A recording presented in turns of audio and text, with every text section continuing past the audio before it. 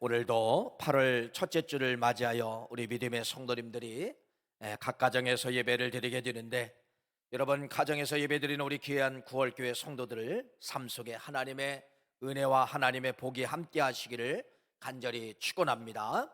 이제 우리나라 언어 속에 이제 이런 언어가 있죠. 모순띠다. 모순. 여러분 모순이라는 말을 이렇게 잘 사용하게 되죠. 그런데 이 앞뒤가 맞지 않을 때 여러분들이 야 모순이다. 여러분 또 말과 행동이 다를 때 뭐라고 이야기하죠? 참 모순띠다, 이런 말을 하게 되는데, 이 모순이라는 말은 우리나라 말이지만 이건 한문에서 왔더라고요. 여러분 한번 화면에 보여드릴게요. 자, 이런 글자입니다. 자, 이 모자는 어때면 창모자예요. 창, 어떤 화살과 창이 있죠. 창모자고, 저 순자는 여러분 방패입니다. 방패 순자예요. 방패 순자. 자, 이게 이제 어디서 나오게 되었냐면은 중국의 초나라 때 방패와 창을 만드는 장인이 있었어요. 그래서 이 사람이 얼마나 견고하게 잘 만드는지 이 창과 방패가 인근 근동 지방에 완전히 소문이 나서 이 사람이 만든 칼과 이 사람이 만든 창은 최고였다는 것입니다. 그래서 이 사람이 뭐라고 이야기하느냐? 자, 이 방패를 들고 그러는 거예요. 이 방패는 굳고 단단하여 어떠한 창이 찔러도, 어떠한 칼이 찔러도 이 방패는 누구도, 어떤 칼도 창도 이 방패는 찌를 수가 없습니다. 뚫고 들어갈 수가 없습니다라고 방패를 막 가지고 자랑을 하는 것이에요. 두 번째는 이 사람이 장인이기 때문에 또 창도 만드는 사람이에요. 그러면서 이 창을 들면서 그렇게 이야기합니다. 이 창은 얼마나 예리하고 강한지 어떠한 방패도 다 뚫어버립니다. 이렇게 이 창과 방패를 만드는 이 장인이 그걸 팔기 위해서 그렇게 이야기를 하고 다닌 거예요. 그랬더니 어떤 사람이 그러는 거예요. 그러면은 당신의 그 창을 가지고 그 방패를 한번 찔러보시오. 그랬더니 이 사람이 아무 말 하지 못하였더라. 그래서 여기서 이제 단어가 나오는 것이에요. 어떤 것이에요? 앞뒤가 맞지 않는 언어, 말과 행동이 다른 그러한 것을 가리켜서 아까 화면에 보여드렸던 것처럼 우리가 늘 쓰는 언어 어떤 거예요? 그게 바로 모순입니다. 모순. 창모자에다가 방패순을 써가지고 모순대다, 모순이다, 이렇게 이제 이야기를 하고 있지요. 여러분, 우리 신앙생활 하다가 보면은 여러분 성경에 기록된 말씀이 내가 다 이해할 수 없는 여러 가지 이제 모순 덩어리들이 얼마나 많이 있습니까? 얼마나 많이 있어요. 그런데 우리가 이 신앙생활을 하다가 이러한 모순을 여러분들이 만나게 됩니다. 앞뒤가 맞질 않아요. 도저히 내가 이해할 수가 없어요. 이 모순이라는 것을 여러분들이 해결을 해야 된다는 겁니다. 해결하지 않으면요, 모순이 뭐를 만들어내느냐? 불평과 불만을 만들어내게 되는 것이에요. 그래서 결국은 내가 어떤 사람으로 바뀌어지느냐? 모순이 쌓이면은 불평과 불만이 만들어지면서 결국 내 신앙을 뭐하게 되냐? 갈아먹는다. 그래서 뭐 해야 되는 거예요? 반드시 신앙생활하다가 모순이 발견되면 어떻게 해야 된대요? 해결받아야 된다. 이렇게 말씀을 드릴 수가 있습니다. 여러분, 오늘 성경에 여러 가지 이제 모순이 있지요. 여러 가지 모순이 있죠. 여러분, 예수님도 모순을 갖고 있더라고요. 예수님께서도요, 이 모순을 갖고 있었는데 이 예수님께서 이 모순을 어떻게 극복하셨는가가 또 성경에 기록되어져 있다는 것이죠. 그래서 여러분들이 내가 모순을 만나면은 누구를 여러분들이 닮아가면 되는 거예요? 예수님이 어떻게 이기셨는가, 예수님은 저 모순에 대해서 어떻게 하셨는가를 여러분들도 신앙생활하다가 성경을 읽다가 모순을 만나면은 누구 붙잡고 승리하자는 거예요? 예수님의 모델을 붙잡고서 승리하시는 그러한 역사가 있기를 간절히 바랍니다. 세 가지 모순을 여러분에게 이야기를 할 거예요. 두 가지는 예수님이 겪었던 모순이고, 또 한 가지는 전 우리 믿음의 성도님들이라고 이야기할 수 있죠. 우리 믿음의 성도님들이 볼 때 성경 구절에 이런 것이 있는데 이건 진짜 모순이에요. 이런 걸 한번 오늘 말씀을 통하여 여러분 해결받는 역사가 있기를 간절히 바랍니다. 여러분 성경에 보면은 하박국서라는 성경이 있죠. 하박국서. 이건 아주 짧은 장으로 1장과 2장과 3장으로 되어 있어요. 근데 이 하박국이라는 이 사람은 누구냐면 선지자예요. 선지자인데 이 선지자는 모순 투성입니다. 뭐에 대해서 모순 투성이냐면요, 하나님이 하시는 일에 대해서 이건 이해가 안 되는 거예요. 그렇게 하면 안 된다는 거예요. 자기 생각으로 볼 때는 하나님이 하시는 일에 대해서 이게 맞지 않는 거예요. 맞지 않는 거. 모순이에요. 그래서 하박국서 1장은 하박국의 모순이 나옵니다. 어떤 모습이 나오냐? 하나님은요, 하박국 선지자에게 이렇게 이야기합니다. 너희 이스라엘 민족을 내가 그냥 놔두지 않겠다. 저 바벨론이라는 나라를 민족을 통하여서 내가 너희 민족을 치겠다. 이렇게 하박국 선지자에게 이야기를 한 거예요. 그랬더니 하박국 선지자는 여러분 말이 안 되는 거예요. 하나님, 어떻게 우리 선민을 저 더러운 민족에 통하여서 우리 민족을 하나님 심판하신다는 겁니까? 이건 말이 안 맞아요. 어떻게 저 더러운 바벨론 우상국가 바벨론을 통하여서 우리 거룩한 유대 민족을 하나님 치시려고 합니까? 그래서 이 1장이라는 하박국서 1장이라는 것은 이 하박국 선지자가 말 그대로 모순을 통하여서 하나님 앞에 불평과 불만을 갖는 그러한 모습이 기록되어져 있어요. 자, 2장입니다. 2장. 하박국서 2장은 이러한 모순을 가진 이 하박국 선지자가 어디에 올라가게 되면 성루라는 곳에 올라가는 거예요. 성루에 올라가서 여러분 하박국서라는 거, 이것은 여러분 씨름이래요. 씨름하다. 그래서 그 모순을 가지고 여러분 씨름하는 거예요. 씨름했어. 결국은 여러분 하박국서 3장 말씀 여러분이 잘 아시는 1장에 그렇게 불평을 가졌던 이런 하박국이라는 선지자가 3장에 막 춤을 추는 거예요. 뭐라고 춤을 추느냐? 비록 무화과 나무에 무성하지 못하며 호도나무에 열매가 없으며 감람나무에 소출이 없으며 밭에 먹을 것이 없으며 우리의 양이 없으며 외양간에 소가 없을지라도 나는 여호와로 말미암아 즐거워하며 나는 구원의 하나님으로 말미암아 기뻐하리라. 여러분, 어떻게 1장의 하박국 선지자가 이렇게 바뀔 수가 있다는 거예요? 포도나무가 없어도 감사한다는 겁니다. 포출이 없어도 감사한다는 겁니다. 양들이 하루아침에 다 죽어도 감사한다는 겁니다. 소들이 전염병으로 다 죽어도 나는 감사한다는 겁니다. 하나님 한 분만을 통하여 감사한다는 겁니다. 어떻게 이렇게 바뀔 수가 있을까? 어떻게 1장의 불평불만 모순덩어리였던 이 하박국 선지자가 어떻게 바뀔 수가 있을까? 여러분, 이것이 이제 성경에 기록되어져 있어요. 그건 바로 뭐냐면요, 환경은 절대로 안 바뀌었습니다. 뭐가 바뀐 거예요? 하박국 선지자의 생각이 바뀌었다는 것입니다. 하박국 선지자의 생각이 바뀜으로 말미암아 하나님의 뜻이구나, 하나님의 저런 일을 하시려고 하는구나, 이해를 하게 됐다는 거예요. 2장의 성루에 올라가서 하나님과 씨름하다가 기도하다가 하나님이 하시는 일에 대해서 이해가 됐다는 거예요. 그래서 이 하박국 선지자가 자기 1장에 가졌던 모순을 2장 기도함으로 말미암아 3장 감사하는 사람이 됐다. 이것이 하박국 선지자를 통하여서 우리에게 말씀하고 있는데, 여러분 서두에서 말씀을 드립니다. 여러분들도 하박국처럼 신앙생활하다가 1장을 가질 수가 있어요. 반드시 이러한 1장의 모순덩어리가 바뀌어 3장에 하나님을 이해하고 하나님의 뜻을 이해하고 하나님의 하시는 일을 이해하고 하박국 선지자가 고백했던 것처럼 비록 무화과 나무에 열매가 없고 외양간에 소가 없고 양이 없고 모든 것이 없어도 나는 기뻐하리라. 누구만을 통하여? 하나님 한 분만을 통하여 나는 기뻐하리라. 이런 고백하여 주시는 그러한 모순덩어리가 바뀌어 고백덩어리가 되어지는 그러한 하박국 선지자처럼 여러분들의 그러한 믿음의 성도님들이 되시기를 간절히 축원합니다. 그래서 모순이 깨지지 않으면 안 되는 거예요. 모순이 바뀌지 않으면 여러분 말씀을 드린 것처럼 뭐가 된다는 거예요? 불평, 불만, 원망. 결국은 불평, 불만이 신앙인 나를 넘어뜨려서 결국은 어디로 빠지게 만드는 거예요? 지옥으로 가게 만드는 것이에요. 그래서 신앙생활할 때는 반드시 모순은 가질 수가 있대. 모순을 뭐하자? 반드시 해결받는, 성루에 올라가서 해결받는 여러분들이 되시기를 간절히 축원합니다. 여러분, 요한복음 5장 말씀, 오늘 저 요한복음 5장 말씀을 본문으로 텍스트를 정하게 되는데, 이 요한복음 5장 말씀은 어떻게 시작하냐면 이렇게 시작을 합니다.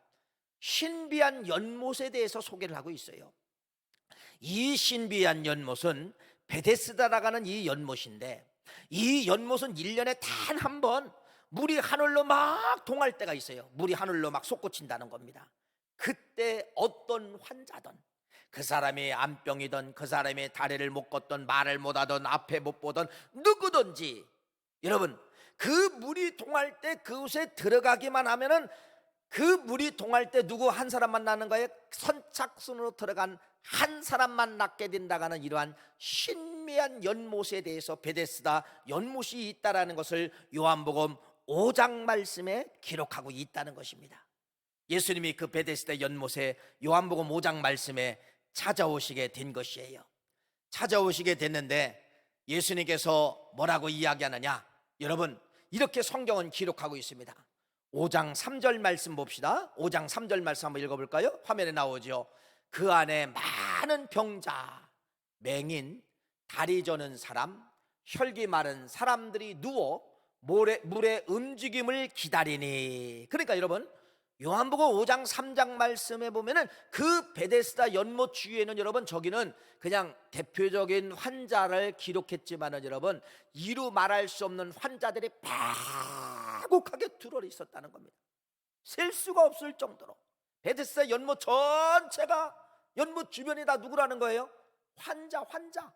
말로 헤아릴 수 없는 그런 환자들이 우글우글 거리고 있었다. 맹인도 있고 여러분, 다리를 못 쓰는 사람도 있고 수많은 환자가 있었다는 것을 요한복음 5장이라는 이 말씀은 베데스다 연못가의 그러한 환경을 말씀하고 있다는 것입니다. 자, 그런데 여러분들이 이제는 왜라고 하는 질문을 가지고 들어가 봐야 돼요. 왜? 자, 보세요. 그런데 오늘 본문 말씀에 예수님이 거기 뭐 수백 명이 될 수가 있고 수천 명이 될 수가 있지요. 그런데 예수님이 거기 수백 명, 수천 명 되는 사람들에게 똑같이 동일하게 너희들 여기 모인 사람 다 낫고자 원하느냐? 이게 맞다는 것입니다. 그렇죠? 그런데 예를 들어 1000명이라고 합시다. 1000명의 환자가 있는데 1000명의 환자 중에서 한 사람만 예수님이 물어보는 거예요. 그게 누구예요? 38년 된 환자, 38년 동안 걷지 못하는 환자. 그 옆에는 맹인도 있습니다. 그 옆에는 여러분 다른 환우들이 있습니다. 이 사람들은 쳐다보지도 않냐고 38년 된 환자 한 사람에만 주목하여서 오늘 본문 말씀이 그거예요. 한번 읽어볼까요? 오늘 본문 말씀 요한복음 5장 6절 10절 말씀이 이제 그 말씀입니다. 왜 예수님은 한 사람에게만 주목되었을까? 한번 읽어보세요. 시작. 예수께서 그 누운 것을 보시고 병이 벌써 오래된 줄을 아시고 이르시니 네가 낫고자 하느냐? 병자가 대답하여 주여 물이 움직일 때 나를 못에 넣어주는 사람이 없어 내가 가는 동안에 다른 사람이 먼저 내려가나이다. 예수께서 이르시되 일어나 네 자리를 들고 걸어가라 하시니 그 사람이 곧 일어나서 자리를 들고 걸어가니라. 이날은 안식일이니 유대인들이 병 나은 사람에게 이르되 안식일인데 네가 자리를 들고 걸어가는 것이 옳지 아니하느니라. 왜라가는 질문을 여러분 가지라겠잖아요. 왜 38년 된 환자에게만 예수님이 뭐했냐? 질문하셨느냐? 왜 그 환자에게만 물어보셨느냐? 다른 사람에게도 물어보면 똑같이 동질적으로 이야기할 거 아닙니까? 그럼 그 사람도 낫을 거 아닙니까? 왜 한 사람만 질문하고 한 사람만 고쳤느냐? 1000명이면 여러분 999명은 고쳐주지 않고 왜 한 사람만 고쳐주느냐? 왜 다른 환자에게는 기회를 주지 않았느냐? 서두에서 어떤 단어죠? 오늘 제목이 모순. 여러분, 이게 바로 뭐예요? 모순이라는 겁니다. 모순이죠. 왜 한 사람에게만, 왜 999명에게는 예수님이 눈길도 주지 아니하고 질문도 하지 아니하고 왜 한 사람에게만 질문하고 그 사람에게만 고쳐주었을까? 여러분, 모순 중에 모순이죠. 자, 이런 모순이 성경에 뭐가 있다는 거예요? 기록되어져 있다는 것입니다. 기록되어져 있다는 것이에요. 그래서 이 38년 된 환자가 38년 된 만에 뭐 했느냐? 일어나 걸은 거예요. 일어나 걸었는데 유대인들이 볼 때는 이날이 무슨 날이에요? 안식일이니라. 이렇게 말씀하면 안식일 날 이 사람이 고쳐서 걷는 것이 중요한 것이 아니라 유대인들은 뭐가 중요한 거예요? 지금 네가 법을 어겼느냐 안 어겼느냐, 이게 중요한 거예요. 그런데 안식일 날 이 사람이 걸어가는 걸 보고 여러분 추궁하는 거예요. 너를 낫게 한 사람이 누구냐? 여러분, 그랬더니 이 38년 만에 고침을 받은 이 환자가 자기가 사는 방법 하나가 있어요. 자기가 감옥 가지 않는 방법 하나가 있어요. 나를 걷게 하신 그 사람을 찾아 고발하면은 나는 살고 저 사람은 감옥 가게 되어 있는 것이에요. 내가 안식일법을 어긴 것이 아니라 저 사람을 통하여 어기게 되었기 때문에 원인자를 찾아 고발하기만 하면 되는 것이에요. 그래서 이 38년 만에 걸은 이 환자가 누구만을 찾기를 지금 기다리고 있느냐? 나를 고쳐준 그 사람을 찾기를 기다리고 그런데 마침 발견하게 된 것이에요. 그래서 이 사람이 뭐라 하느냐? 5장 15절 말씀 읽어볼까요? 이렇게 이야기합니다. 읽어보세요. 시작. 그 사람이, 이거 나은 사람입니다. 38년 만에 나은 사람이에요. 그 사람이 유대인들에게 가서 자기를 고친 이는 누구라? 예수라. 고발을 해버린 거예요. 고발을 해버린 거예요. 여러분, 이거 모순 아니에요? 아니, 예수님은 여러분 자기를 고발한 사람, 이 38년 된 환자를 고쳐줘도 예수님은 뭐를 하셨을까요? 나를 고발하고 나를 이용할 걸 예수님이 분명히 여러분 아셨을 것입니다. 이때부터 유대인들이 누구를 추궁하게 되느냐? 예수님을 추궁하게 되는 것이에요. 예수님을 추궁하게 되는 것이에요. 당신이 안식일법을 어겼다는 것이에요. 그런데 여러분 잘 보세요. 도저히 예수님 자신이 보아도 왜 내가 저 38년 환자를 고쳤을까? 차라리 이 맹인을 고쳐줄 걸, 저 환자를 고쳐줘서 내가 이렇게 이제 고난이 시작되고 저 사람들에 의해서 내가 핍박이 시작될까? 여러분, 예수님도 의아하게 생각을 했을 것입니다. 그런데 요한복음서 이 5장이라는 이 말씀은 여러분 이러한 모순, 내가 읽을 때 성경의 모순을 만나고 예수님 자신도 모순처럼 느꼈지만은 예수님의 해답이 분명히 있다는 겁니다. 예수님은 모순처럼 보였어요. 저 사람 38년 된 환자를 고쳐주면은 나를 배신할 것이다, 이걸 분명히 아셨는데도 고쳐줬어요. 왜 예수님은 알고도 고쳐줬을까? 차라리 이 사람을 고쳐줄 걸. 여러분, 예수님 자신도 저거 고쳐주면은 저거 모순인데 이거 알고 있으면서도 왜 예수님은 38년 된 환자를 고쳤을까? 답이 있어야 되잖아요. 답이 있을까요, 없을까요? 있습니다. 그래서 이 요한복음은 모순처럼 보이지만은, 예수님이 하신 일에 대해서 모순처럼 보이지만은 정확한 답을 거기 기록을 해놓고 있어요. 그래서 요한복음 5장 말씀은 우리 인생이 살아가는데 모순처럼 보이지만은 그 모순은 바로 뭐가 또 들어있다는 거예요? 해답까지 들어있다는 것을 말씀하고 있는데, 세 구절 말씀을 여러분에게 소개할 겁니다. 자, 첫 번째 답 17절이에요. 5장 17절 말씀 읽어보세요. 시작. 이렇게 이야기합니다. 예수께서 그 유대인들에게 이야기하는 거예요. 그들에게 이르시되 내 아버지께서 이제까지 일하시니 나도 일한다. 그러니까 38년 된 이 환자를 고친 것은 내가 한 거라는 거예요? 누가 한 거라는 거예요? 하나님 아버지가 뭐 하라는 거예요? 하나님 아버지가 시켜서 나는 뭐 했다는 거예요? 스스로 나는 하지 않고 시켜서 나는 순종했다, 그 말이에요.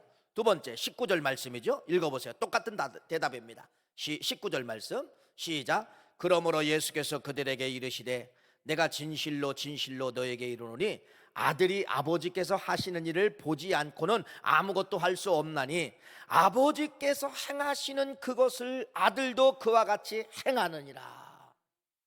그러니까 17절이나 19절이나 여러분 이거예요.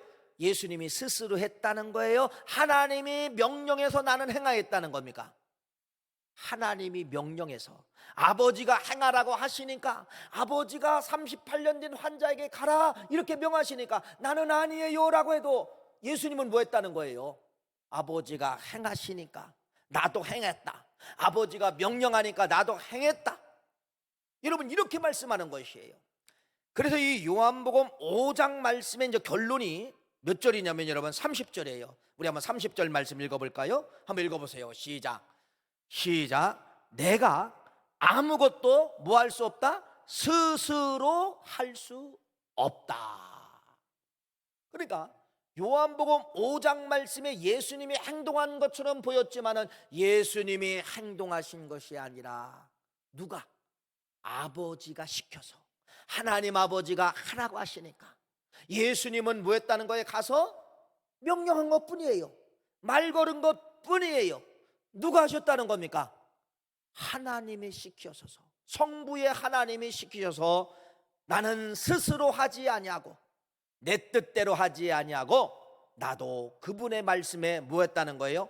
순종했다. 그래서 이 요한복음 5장 말씀은 우리가 살아가면서 모순덩어리가 많잖아요. 풀어지지 않은 이 모순덩어리, 이런 것은 여러분 예수님의 말씀을 빌려서 이야기하면은 모순덩어리처럼 보이지만은 그 일을 지금 누가 하고 있다는 거예요? 내가 볼 때 모순덩어리처럼 보이지만은 누가 일을 하고 있다는 거예요? 하나님 아버지가 그 일을 하고 있다는 것을 요한복음 5장 말씀에 기록하고 있는데, 그래서 이 요한복음 5장 말씀은 뭐를 발견하는 거예요? 예수님도 왜 38년 된 환자입니까? 이렇게 여러분 생각할 수가 있고요. 저 환자 고쳐주면 나를 배신합니다, 이걸 알고도 있어요. 그런데 예수님은요, 38년 된 환자가 나쁜 사람인 걸 알고 나를 배신할 사람 알고 있는 방향을 틀었을까요? 그대로 직진했다는 겁니다. 38년 된 환자를 향하여 직진했다는 거예요. 맹인을 향하여 돌리지 않고 그 사람을 향하여 예수님은 직접 가서 말을 걸고 고쳐주었다. 여러분, 뭐를 발견한 거예요? 순종을 발견한다는 겁니다. 예수님의 순종. 모순처럼 보였지만은 예수님은 하나님 아버지의 말씀하신 그 말씀에 순종하고 계시는 예수님의 모습을 발견할 수 있다, 이렇게 말씀을 하고 있는 것이에요. 그래서 우리 인생을 만드신 목적이 있어요. 우리 인생을 만드신 목적이 바로 뭐냐? 여러분, 하나님이 하시는 일에 대해서 뭐하라? 무조건 뭐하라? 순종하라. 순종하라, 이걸 말씀하고 있다는 겁니다. 자, 그러면은 이렇게 시작되지요. 도대체 하나님은 우리가 볼 때는 모순처럼 보이는데 왜 그 일을 하십니까? 이렇게 생각할 수가 있지요. 간접적인 또 해답이 나옵니다. 이게 나오죠. 16절 말씀을 읽어보겠습니다. 읽어볼까요? 시작. 그러므로 안식일에 이러한 일을 행하신다 하여 유대인들이 예수를 뭐하기 시작했다? 박해하게 되었더라. 박해가 시작이 됐다. 박해. 성경이 이렇게 기록되어, 요한복음 5장 말씀에 예수님이 좋은 일 하고도 박해가 시작이 됐다. 결국은 여러분, 유대인들이 이러한 예수님의 박해가 시작됐다는 건 뭐예요? 결론은 바로 뭐예요? 유대인에 의해서 결론은 어떻게 된 거예요? 십자가상에서 돌아가시잖아요. 시작은 어디서부터 시작된 거예요? 여기 요한복음 5장에서부터 시작된 거예요. 예수님이 요한복음 5장에서부터 시작돼서 그 과정을 넘어서 결국은 뭐였다는 거예요? 십자가에 돌아가셨다. 누가? 예수님이 십자가에 돌아가셨다. 이게 하나님 아버지의 뜻이라는 겁니다. 이 38년 된 환자를 통하여서 배신하게 만들고 결국은 박해가 시작이 되고 그 박해가 쌓여서 나중에 뭐가 되는 거예요? 십자가의 사건이 되는 것이에요. 그럼 십자가의 사건, 누가 유익입니까? 여러분, 누가 유익이에요? 십자가의 사건을 통하여서 우리 온 인류가 유익을 받는 역사가 나타나게 된 것이에요. 그러니까 모든 모순처럼 보이지만은 그 속에는 뭐가 있다는 거예요? 하나님의 놀라운 하나님의 역사가 숨어 있다라는 것을 말씀을 드리죠. 천지 만물을 창조하실 때 창세기 1장 말씀에 보면은 이렇게 되어 있어요. 성부 하나님, 성자 예수님, 성령님, 삼위일체가 똑같이 일하시는 모습에 대해서 창세기 1장 말씀에 기록되어져 있죠. 이렇게 말합니다. 천지 만물을 창조하실 때 아버지의 권한, 성부 하나님은 뭐라고 하느냐? 하나님이 이르시되 빛이 있으라 하시니, 하나님은 뭐 하시는 분이에요? 명령하셨다는 거예요. 빛이 있으라 하시니 빛이 있었고, 이렇게 기록되어져 있어요. 똑같이 명령과 있고 하나님의 아버지는 명령하시고 성부 하나님은 명령하시고 성자 예수님과 성령님은 뭐예요? 만드셨다. 여러분, 창세기에 성부, 성자, 성령이 그래서 함께 일하신 거에 대해서 말씀하고 있어요. 성경의 첫 장에 뭐부터 시작된다는 거예요? 아버지의 말씀, 아버지 하나님의 명령. 자녀된 우리들은 뭐하라는 거예요? 순종. 예수님도 순종했기 때문에 순종하는 것이 뭐라는 거예요? 당연한 것이다. 그래서 우리를 만드신 목적은 뭐냐? 우리 인생들아, 하나님의 하시는 일에 대해서 순종하라. 하나님이 하시는 일에 대해서 모순처럼 보이지만은 너희들이 믿음으로 순종하라. 그러면 뭐가 열견되리라? 놀라운 하나님의 열매가 맺게 되리라. 여러분, 결론입니다. 왜 38년 된 환자입니까? 예수님 스스로 하신 것이 아니라 뭐 했다는 거예요? 하나님이 하라고 하시니까 하셨다. 나는 스스로 할 수 없다. 이렇게 말씀하고 있는 거죠. 38년 된 환자, 고친 환자를 통하여 박해가 시작되는데 결국은 십자가까지, 마지막에는 결국은 요한복음 뭐라고 하고 있어요? 완성으로 이끌고 있다는 것입니다. 그래서 십자가를 지게 하시려고 하나님은 38년 된 환자를 뭐 하고 있다는 거예요? 사용하고 있었다. 이렇게 말씀을 드립니다. 그래서 성경은 우리 모든 피조체들은 여러분 뭐하게 만드느냐? 순종하게 만드는 것이에요. 하나님이 하시는 일에 대해서 모순처럼 보여도 이해하십시오. 순종하십시오. 그 속에 엄청난 뭐가 들어있다는 거예요? 십자가의 완성과 구원, 생명이 들어있다. 결국은 모순처럼 보인 그 모습이 뭐가 들어있다는 거예요? 생명 덩어리가 들어있다. 지금은 이해가 안 되지만은, 지금은 고발하는 것처럼 보이지만은, 핍박하는 것처럼 보이지만은, 나중에는 십자가가 완성이 되어서 온 인류에게 생명을 주시는 그러한 기이한 역사가 어디에 들어있다는 거예요? 38년 된 환자만 왜 고쳤느냐? 이 모순 속에 나중에 하나님의 뜻과 경륜은 뭐예요?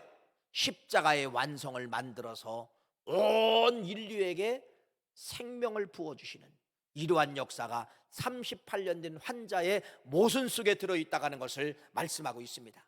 그러니까 여러분, 내가 이렇게 이제 살아가다가 보면은 도저히 이건 말이 안 맞는 어떤 행동, 말이 안 맞는 사건들이 벌어질 때가 있지요. 어떻게 해야 됩니까? 여러분, 어떻게 해야 돼요? 그 모순이에요. 어떻게 해야 돼요? 하나님의 뜻이라고 받아주시면은 나중에 반드시 십자가의 완성처럼 열매를 맺어 생명의 역사가 시작된다는 것을 첫 번째 교훈으로 여러분들에게 말씀을 드립니다. 두 번째 모순, 여러분, 예수님은 신성과 인성을 갖고 계신 분이에요. 우리처럼 똑같이 인간이지만은 예수님은 또 신성을 갖고 있어요. 신성을 갖고 있다는 건 바로 뭐냐면 이거입니다. 이 사람을 내가 구원해 주면, 38년 된 환자를 고쳐주면은 어떻게 할 것인가를 예수님이 아시는 것처럼, 이건 신성이에요. 그래서 예수님은 인성과 신성을 갖고 계시는데, 잘 보세요. 여러분, 예수님이 12명의 제자를 선택하는 과정이 복음서에 기록되어져 있고 요한복음서 말씀에도 기록되어져 있어요. 자, 예수님이 12명 중에 누가 있을까요? 가룟 유다가 있어요.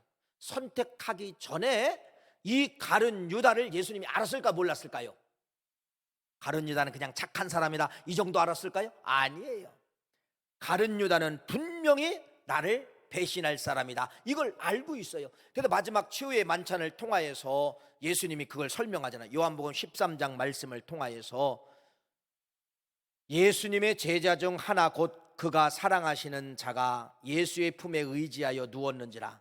시몬 베드로가 머릿짓을 하여 말하되 말씀하신 자가 누구인지 말하라 하시니 그가 예수의 가슴에 그대로 의지하여 말하되 주여 누구니이까? 예수께서 대답하시 내가 떡 한 조각을 적셔다가 주는 자가 그이니라 하시고 곧 한 조각을 적셔서 가룟 유다의 가룟의 시몬의 아들 유다에게 주니라. 그러니까 예수님은요, 치유의 만찬 속에서 나를 팔 사람을 이 시간에도 알고 있었지만은 그 전에도 알고 있었다는 것입니다. 자, 여러분, 왜 예수님은 알고도 가룟 유다를 선택했을까? 여러분, 아는데 선택하기 쉽지 않잖아요. 보세요. 저 사람 선택하면 나를 배신하고, 저 사람 선택하면 나를 죽일 것이고, 저 사람 선택하면 악의 뿌리가 될 것인데, 여러분 미리 안다가면 여러분이 사기꾼, 도둑놈, 깡패 이런 사람을 여러분이 미리 안다면 여러분의 제자로, 여러분의 직원으로 사용할 수 있어요, 없어요? 이건 인간의 법칙상 누구도 못합니다. 근데 예수님은 가룟 유다를 알고 있어요. 그 전부터 제자로 선택하기 전부터 예수님은 알고 있어요. 그래서 예수님은요, 이건 모순이에요. 하나님, 가룟 유다를 어떻게 내 제자로 만듭니까? 이거 하나님 모순이에요. 이 모순을 가지고 예수님이 어디로 가셨느냐? 산에 가서 기도하신 거예요. 12명의 이름을 놓고 다 기도합니다. 그것이 어디예요? 누가복음 6장 12절 13절 말씀, 우리 한번 같이 한번 읽어볼까요? 읽어봅시다. 시작. 그때에 예수께서 기도하러 산에 가사 밤이 새도록 하나님께 기도하시고 맑음에 그 제자들을 부르사 그 중에 12를 택하여 사도라 칭하셨다. 예수님의 기도가 나오죠. 뭐 할 때 기도하신 거예요? 예수님이 12명의 제자를 선택할 때 기도했어요. 이 12명의 제자를 선택하는 그 이름 속에 누가 있어요? 가룟 유다. 예수님은 알고 있어요. 가룟 유다가 나를 팔 거를 알고 배신자라는 걸 알고 있는데도 예수님은 여러분 마지막에는 선택을 하셨다는 겁니다. 예수님은 뭐 때문에 기도하셨을까요? 하나님, 가룟 유다는 아니잖아요. 아버지, 가룟 유다는 아니잖아요. 이걸 빼기 위해서 예수님은 밤이 새도록 기도하였지만은 하나님의 뜻에 응답은 내려오지 않은 거예요. 그래서 예수님도 결국 뭐 했다는 거예요? 순응했다라고 하는 것이 누가복음 6장 12절 13절 말씀이에요. 예수님은 이러한 모순을 만났을 때 뭐 하신 것입니까? 기도하셨다는 것입니다. 순종할 수 없는 환경인데 예수님은 기도함으로 말미암아 뭐 했다는 거예요? 받아들였다는 겁니다. 순종하셨다는 것입니다. 여러분, 이 수많은 사건을 읽다가 보면 이런 모순들을 발견하게 되는 것이에요. 보세요. 왜 예수님은 아닙니다, 가룟 유다, 저 모순입니다, 하나님, 아닙니다, 하나님의 응답이 내려오지 않아요. 제자로 삼아라, 제자로 삼아라. 결국은 가룟 유다에 의해서 예수님을 배신하고, 예수님은 여러분 십자가에 지시고, 십자가에서 결국 예수님은 뭐 하시는 거예요? 완성하시잖아요. 자, 아까 38년 된 환자도 모순처럼 보였지만은 결국은 어디로 인도했어요? 십자가의 완성. 또 오늘 이 가룟 유다 아닌 것 알지만은 가룟 유다의 배신을 통하여서 결국은 예수님이 십자가에 지시고 결국은 어떻게 됐어요? 십자가의 완성. 여러분, 내가 볼 때는 모순처럼 보이지만은 뭐 했다는 거예요? 하나님은 그 모순처럼 보인 그것을 뭘로 만드는 거예요? 십자가의 완성으로 만들어서 온 인류에게 뭐를 주신 거예요? 생명을 주시고 있다. 두 번째 결론은 그래요. 모순처럼 보이지만은 받아들이십시오. 아닌 것처럼 보이지만 가룟 유다 하나님 아닙니다. 38년 된 저 환자 고쳐주면 아닙니다. 배신합니다. 가룟 유다 선택해도 하나님 배신합니다. 이거 모순이에요. 모순이지만은 모순처럼 보이는 행동이, 모순처럼 보이는 그 모습을 받아들이고 순응하시라는 거예요. 결국은 38년 된 환자를 통하여, 가룟 유다를 통하여 결국은 예수님이 십자가를 지게 만들고 결국은 그 십자가를 통하여서 뭐 하게 된 거예요? 온 인류가 구원받는 역사가, 이게 하나님의 그래서 뜻이다, 하나님의 경륜이다, 일하시는 하나님이다, 이것을 발견할 수 있다는 것이죠. 여러분, 지금 여러분의 삶의 현장 속에서 도저히 이해가 되지 않는 모순덩어리 같은 환경에 찾아올 수 있어요. 어떻게 해야 됩니까? 받아들이십시오. 순종하십시오. 그 하나님은 모순덩어리를 통해서 일하시고 계신다는 사실을 믿고, 결국은 여러분 십자가 생명을 우리에게 주시기 위한 모순을 우리에게 보여주고 있다는 이 사실을 여러분 믿으시고, 모순도 받아들여야 될, 순종해야 될 나의 의무요 책임이라는 사실을 여러분에게 말씀을 드리는 것입니다. 요한복음 3장 16절 말씀이 있죠. 하나님이 세상을 이처럼 사랑하사 독생자를 주셨으니 이는 그를 믿는 자마다 멸망하지 아니하고 다 영생을 얻게 하려 하심이니라.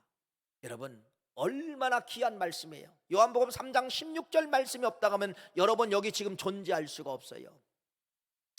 어떤 사람이 200년 전이라고 합시다. 200년 전에 요한복음 3장 16절은 모순입니다. 하나님 걸 거두십시오. 요한복음 3장 16절은 모순입니다. 하나님이 요한복음 3장 16절 말씀을 200년 전에 성경에서 뺐고 이것이 말씀이 없다고 하면 오늘 대한민국에 사는 나, 오늘 대한민국에 여러분 구원 받을 수 있을까요, 없을까요? 없다는 겁니다. 없다는 거예요.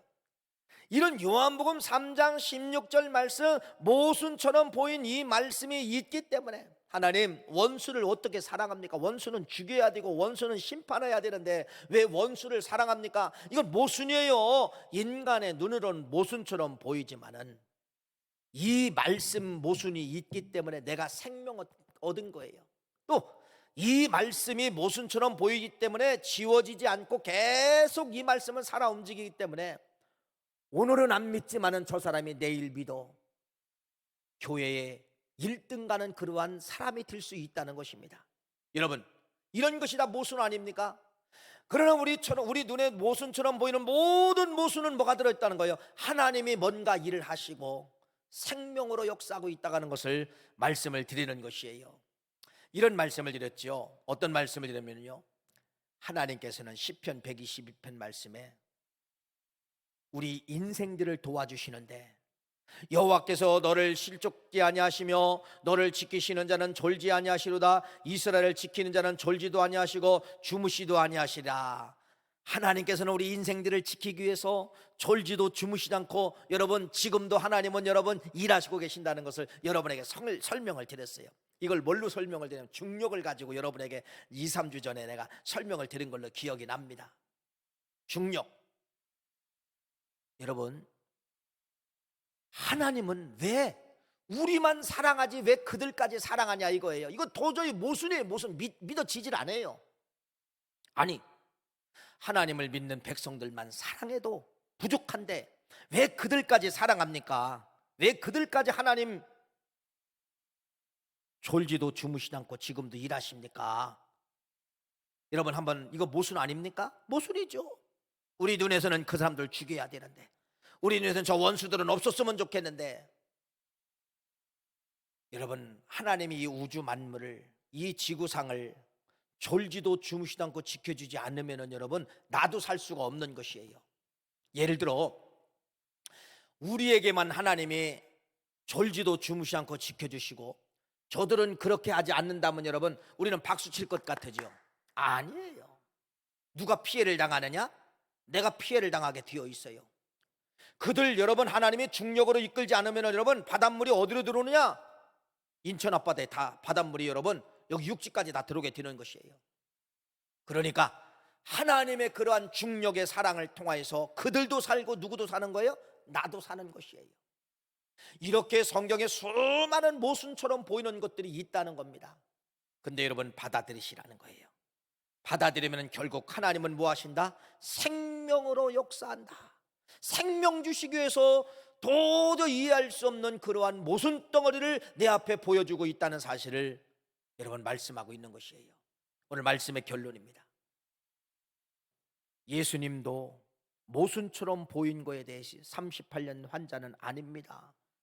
가룟 유다도 아닙니다. 모순처럼 보였지만은 기도까지 하면서 예수님은 결국은 아버지 하나님의 뜻이기 때문에 결국은 예수님은 뭐 했어요? 받아들였다는 겁니다. 시간의 법칙을 통하여 나중에 이들 때문에 십자가를 져야 됐고 결국은 십자가를 통하여 완성을 이루었다라는 것을 여러분의 두 가지 사건을 통하여서 말씀을 드린 것이에요. 여러분 삶 가운데 이러한 엄청난 모순처럼 보이지만은 결국은 그 모순처럼 보이는 것들은 다 하나님의 뜻입니다. 하나님의 뜻이에요. 하나님의 뜻라고 여러분들이 받아들이면 그 속에서 십자가의 사건이 싹트고 있다는 걸 믿으시길 간절히 바랍니다. 38년 된 환자를 통하여 십자가의 완성, 가룟 유다를 통하여 십자가의 완성. 그래서 여러분 성경은 이렇게 이야기합니다. 에베소서 3장 19절 말씀을 결론의 말씀으로 읽겠습니다. 한번 읽어볼까요? 19절 시작. 그 너비와 길이와 높이와 깊이가 어떠함을 깨달아 하나님의 모든 충만하신 것으로 너희에게 충만하시기를 구하노라. 우리 인간의 지혜로는 저 하나님이 하시는 넓이, 길이, 높이, 깊이를 우리가 알 수 있다 없다? 없다는 것입니다. 모순처럼 보인다는 것이에요. 그러나 오늘 말씀의 결론, 내가 생각할 때 모순처럼 보이는 거, 예수님도 모순처럼 그건 보인 거예요. 그러나 결국은 순종하니까, 받아들이니까 뭐한 거예요? 그 속에 놀라운 생명의 역사가 시작되고 있다는 것을 말씀을 드립니다. 여러분, 현실 가운데 도저히 이건 아닙니다. 모순처럼 보이는 환경이 여러분에게 찾아올 수 있어요. 순종하십시오. 받아들이십시오.